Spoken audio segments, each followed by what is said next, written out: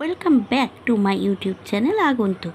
Hello, আমি পিঙ্কি রায় চলে এসেছি আজকে আবার শিল্প বিপ্লব, উপনিবেশবাদ ও সাম্রাজ্যবাদ ইতিহাসের নবম শ্রেণীর এই অধ্যায়ের আরও একটা ভেরি ইম্পর্টেন্ট প্রশ্ন উত্তর নিয়ে।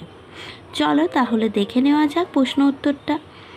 প্রশ্নটা হলো, সমকালীন সমাজ, রাজনীতি ও অর্থনীতিতে শিল্প বিপ্লবের কী প্রভাব পড়েছিল তা আলোচনা করো, অথবা শিল্প বিপ্লবের ফলাফলগুলি উল্লেখ করো।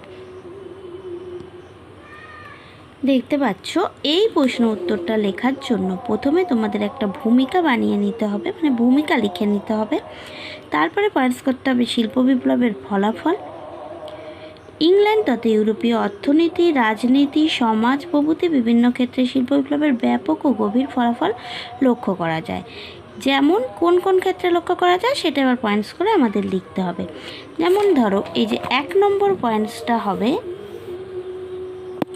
যে দেখতে পাচ্ছ এই যে 1 নম্বর পয়েন্টস, এটা হবে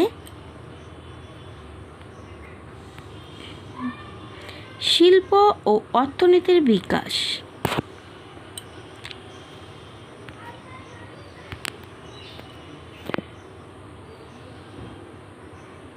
ঠিক আছে। 2 নম্বর পয়েন্টসটি হবে ফ্যাক্টরি প্রথার উদ্ভব। 3 নম্বর পয়েন্টস পুঁজিবাদী অর্থনীতির বিকাশ। 4 নম্বর পয়েন্টস হবে মালিক ও শ্রমিক শ্রেণীর উদ্ভব। 5 নম্বর শ্রমিকদের শোষণ। 6 নম্বর মালিক শ্রেণীর আধিপত্য।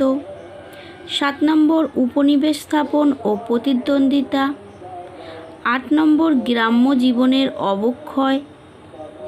8 নম্বর পয়েন্টস দেখতে পাচ্ছ, গ্রাম্য জীবনের অবক্ষয়।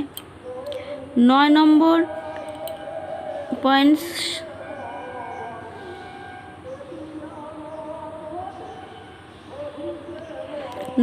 পয়েন্টসটি কী হচ্ছে? সামাজিক অস্থিরতা। 10 নম্বর পয়েন্টস শ্রমিক আন্দোলন। এবং সব শেষ পয়েন্টস হবে মূল্যায়ন বা উপসংহার। এই পয়েন্টসটার ভিতর দিয়ে এই প্রশ্নের উত্তরটা শেষ করতে হবে। ঠিক আছে, এইভাবে আমাদের এই প্রশ্ন উত্তরটাকে সাজাতে হবে ও লিখতে হবে।